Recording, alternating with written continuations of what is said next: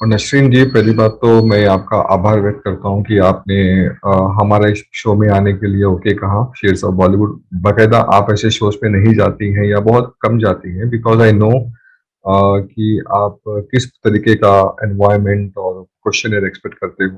तो ये मेरी पूरी मतलब कोशिश रहेगी कि मैं आपको उसी सिलसिले में आपसे मैं कुछ बातचीत करूं, जो जिस सिलसिले में जी। के लिए मैंने आपको यहाँ पे आमंत्रित किया है। और मैं अपने दर्शकों को भी ये बता दूं कि ये मेरा सौभाग्य है कि आज नसरीन निसार जी मेरे साथ इस मेरे शो पे है। तो मैं पहली बात तो वेलकम टू यू नसरीन जी। और तो मैं बहुत ही छोटा हूँ आपका इंट्रोडक्शन देने के लिए, and for my audience to know about you, वो आपके बारे में जाने कम्प्लीटली कि आप क्या हो, आपने अब कैसे शुरू किया, एंड आप इस आर्ट्स की दुनिया में, थिएटर की दुनिया में आप कैसी आई, थोड़ा अगर आप बता सके तो जी। जी। जी, बहुत-बहुत शुक्रिया। मैं भी आभार व्यक्त करती हूँ आपके प्रति कि आपने मुझे मौका दिया कि मैं अपने बारे में और अपने काम के बारे में कुछ बातें आप लोगों के साथ साझा कर पाऊँ। अ, तो हाँ, ये ज़रूर इस तरह के टॉक में पहला सवाल होता है कि आपकी थिएटर की शुरुआत कैसे हुई? जी। अ, तो थोड़ा-सा पीछे जाना पड़ेगा, कोशिश करूँगी कि बहुत पीछे नहीं चले जाऊँ। जी। तो कोई बात अ बचपन में जैसे मैं अपने आप को जानती हूँ और अभी भी जानती हूँ कि मैं बहुत शाय और इंट्रोवर्ट थी। नहीं। पहले भी थी और अभी भी हूँ। जी। और कभी भी मेरा स्कूल के टाइम में मंच पे चढ़ना, कुछ बोलना, कुछ करना नहीं हो पाया था उस तरह से। और नाटक देखना भी मेरे लिए मुमकिन नहीं था, जो स्कूल में एनुअल फंक्शन होते थे। अ, ये सारी शुरुआत हल्के-फुल्के तरीके से कॉलेज में आने के बाद हुई। कॉलेज में अ, जब दाखिला हुआ तो वहाँ पे हमारे एक लेक्चरर ने ड्रामा सोसाइटी की शुरुआत की। और जो सबसे पहला उन्होंने काम किया वो स्ट्रीट थिएटर के ऊपर काम किया। मैं एनएसएस की वॉलंटियर थी, नेशनल सोशल सर्विस स्कीम की। तो हम लोग को ये काम दिया जाता था कि हम स्पेशल एरियाज़ में जाके, स्लम्स में जाकर uh, for social cause, social awareness street play करें, नुक्कड़ नाटक करें। तो वहीं से मेरी शुरुआत हुई थी। और उस वक़्त भी मेरे ज़हन में मुझे नहीं मालूम था कि ये थिएटर क्या चीज़ होती है। अ, थिएटर शब्द भी मुझे नहीं मालूम था और नाटक क्या होता है ये भी नहीं मालूम था। बस ये पता था कि ये स्ट्रीट थिएटर का फ़ॉर्मेट इस तरह से होता है और इस तरह से करते हैं। और मैं दिल्ली में ही रहती थी और दिल्ली में ही एनएसडी भी था और मुझे इस बात की बिल्कुल जानकारी नहीं थी क्योंकि मैं बहुत होम बाउंड थी। बस घर जाना, मतलब घर से बाहर निकलना, कॉलेज जाना, कॉलेज से फिर वापस आना। तो बहुत बाद में ही जब बीए कंप्लीट हो गया तभी मुझे पता चला कि नेशनल स्कूल ऑफ ड्रामा जैसी एक दिल्ली में ही है और वहाँ पे थिएटर की ट्रेनिंग होती है। कॉलेज खत्म होने के बाद भी मैंने 2 साल और एमेच्योर थिएटर किया। फिर मैंने 2 साल के बाद ही फॉर्म भरा था और मेरा सिलेक्शन हो गया और इस तरह से फिर मैं नेशनल स्कूल ऑफ ड्रामा में मेरा दाखिला हुआ। तो वहाँ से फिर और डीप ट्रेनिंग और अंडरस्टैंडिंग थिएटर की बढ़ी। क्योंकि बाहर तो बहुत थिएटर होता रहता है, मैंने भी किया था, लेकिन मेरे साथ अच्छी बात ये हुई थी कि एमेच्योर थिएटर भी जब मैं बाहर कर रही थी, फिर कुछ लोगों से ताल्लुक मेरा बना जो एनएसडी से रिलेटेड थे और उनकी समझ उस तरह से बहुत अच्छी थी। तो कई साल भटकने में इधर-उधर कई बार मतलब चला जाता है, जब तक आप सही व्यक्ति या सही ऑर्गनाइज़ेशन तक पहुँचे। तो थैंकफुली मेरा वक़्त उतना ज़ाया नहीं हुआ, जिन लोगों से भी मेरा संबंध बना उनकी बहुत अच्छी ट्रेनिंग और समझ थी। तो शायद उन्हीं चीज़ों ने मुझे भी हेल्प किया कि मैं सक्सेसफुल रही एनएसडी अ, के जो इंटरव्यू और प्रिलिमिनरी राउंड होते हैं उसको क्लियर करने में। फिर उसके बाद वही 3 साल का रेज़िडेंशियल कोर्स है।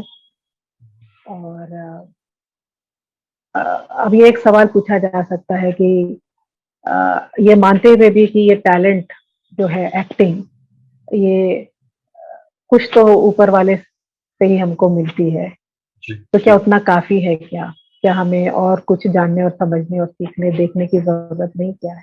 बिल्कुल ज़रूरत है, क्योंकि आपको एक संस्था में घुसने के बाद ही पता चलता है कि जो आप इंस्टिंक्टिवली कर जाते हैं, इम्पल्स पे कर जाते हैं, उन सब चीज़ों के पीछे भी जो रियाज़ है और आप अपने आप को हर तरह से ट्रेन करते हैं। इनफैक्ट अपने इम्पल्सेस को भी आप ट्रेन करते हैं और अम, क्योंकि जो हम लोग बाहर करते हैं, वो हम ऐसे ही कर जाते हैं बिना सोचे-समझे और वो कभी हो जाता है, कभी नहीं हो पाता है। तो सस्टेन करना, इस आर्ट के क्राफ्ट को, उसके स्किल को मांझते रहना और उसको सस्टेन कर पाना एज़ एक्टर, वो आपको वहाँ ट्रेनिंग मिलती है और अब मालूम ही है कि 3 बेसिक टूल्स हैं किसी भी एक्टर के लिए, वॉइस और बॉडी एंड माइंड। तो इसी पे ही काम होता है और मैं कहूँगी कि थिएटर ट्रेनिंग में एक्टिंग एक ही एस्पेक्ट है, मतलब सिर्फ इसमें बहुत और भी बहुत सारे डायमेंशंस हैं। It's not just acting, acting, acting. It's a complete craft. तो इसलिए मैं अपने आप को एक्टर से ज़्यादा पसंद करती हूँ कि मैं थिएटर पर्सन और थिएटर प्रैक्टिशनर के तौर पे जानी जाऊँ। क्योंकि वो एक छोटा-सा हिस्सा है एक्टिंग उसका, थिएटर ट्रेनिंग का। उसके और बहुत सारे डायमेंशन है, कि कंप्लीट टोटल आर्ट, जहाँ पे आपको अब बैक स्टेज की भी अंडरस्टैंडिंग होनी चाहिए, आपको कॉस्ट्यूम की भी अंडरस्टैंडिंग होनी चाहिए, म्यूज़िक का सेंस होना चाहिए, आपको ब्रोशर भी बनाने की आप में काबिलियत होनी चाहिए। आप कंटेंट कैसे लिखेंगे, पोस्टर भी आप बनाएँगे, आप म्यूज़िक भी बनाएँगे, आप प्रॉप्स भी देखेंगे। तो इन सब चीज़ों से मिलके ही थिएटर का क्राफ्ट कंप्लीट है।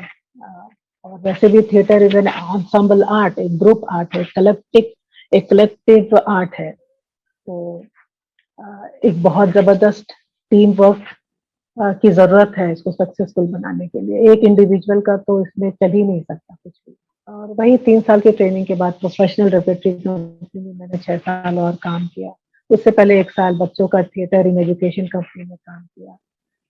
वो 6 साल कंप्लीट करने के बाद ही फिर जो है मैं कहूँगी कि एक्टिंग को मैं उतनी कंसिस्टेंटली परस्यू नहीं कर पाई, क्योंकि बहुत मुश्किल होता है कि आप एक्टिंग करके थिएटर में अपने घर का गुज़ारा कर लें।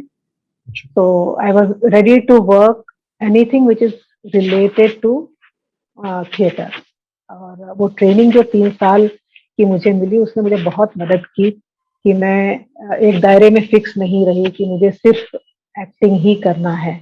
तो बहुत फ्लेक्सिबल थी, मुझे उसके आस-पास का जो भी काम मिलता था, मैं उसको बहुत खुशी से और बहुत शिद्दत से करती थी, चाहे वो कॉस्ट्यूम डिज़ाइन का काम हो या वर्कशॉप लेना हो या म्यूज़िक बनाना हो या वॉइस ओवर करना हो। और वो अभी भी जब भी मैं अपना खुद का नाटक करती हूँ, तो मेरी दखल, मेरी इंटरवेंशन इन हर अलग-अलग एरियाज़ में रहती है। और उसने बहुत मदद भी की है मुझे।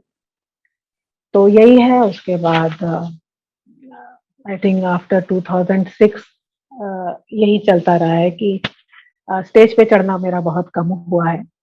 मैं उसको सस्टेन नहीं कर पाई ऑब्वियसली, क्योंकि जब हम लोग एनएसडी से पास आउट होके निकलते हैं, तो 2-3 ऑप्शन रहते हैं। कुछ लोग मुंबई चले जाते हैं, कुछ लोग एजुकेशन में चले जाते हैं, बच्चों के साथ काम करते हैं, थिएटर इन एजुकेशन से जुड़ जाते हैं और कुछ लोग थिएटर करते हैं। तो जो थिएटर आप करना चाह रहे हैं, तो अ, आपको धीरे-धीरे समझ में आने लगता है कि आपको कितने मौके मिलेंगे एक्टिंग करने का स्टेज पे और कितने डायरेक्टर आपको बुलाएँगे काम पे और उसके बदले में आपको क्या मिलेगा रेम्यूनरेशन, जिससे कि आपका गुज़ारा हो। तो इसलिए अ, हर तरह का काम हर तरह का काम मतलब कुछ भी नहीं जो थिएटर के आस-पास का हो, अ, वो मैंने किया और करती आई हूँ। और अब अगर मैं कहूँ अब मैं क्या करती हूँ इतने सालों के बाद, अ, हो गया 20-22 साल हो गए पास करके, तो अभी मुझे डायरेक्शन डायरेक्ट करना ज़्यादा पसंद है एक्टिंग करने के।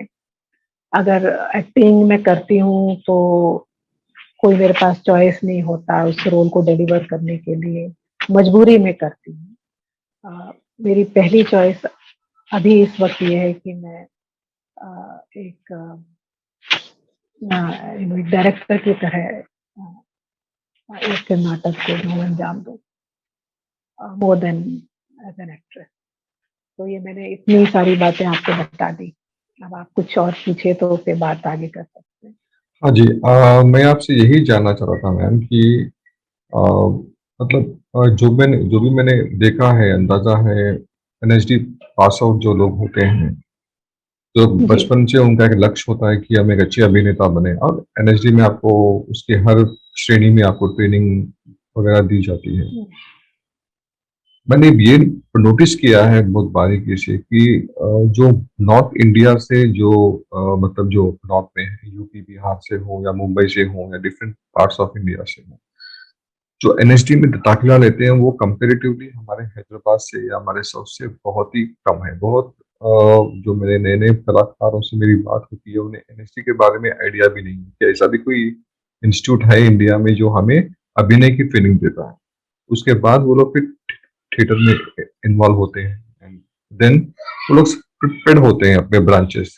जैसा आपने बखूबी कहा कि एनएसडी के बाद थिएटर, एंड देन काफी लोग एडवर्टाइजमेंट में चले जाते हैं, काफी लोग फिल्म्स में चले जाते हैं, तो उनका अपना जहाँ पे भी उनको अच्छा रेमुनरेशन मिलता है वहाँ चले जाते हैं। क्या हमारे साउथ इंडिया में स्पेशली हैदराबाद में, मैं आपसे जानना चाहता हूँ कि क्योंकि आप हैदराबाद बेस्ड हैं, तो हमारे पास यंगस्टर्स में जो लोग अभिनय के शौकीन हैं, अभिनय के शौकीन ऐसे नहीं है कि वो लोग उन लोगों ने बड़े बड़े सितारों को देखा है तो वो एक्टिंग करना चाहते हैं, वैसे नहीं बोलो, अभिनय के जेन्युइनली शौकीन है, चाहे वो लड़के हों चाहे लड़कियां हों।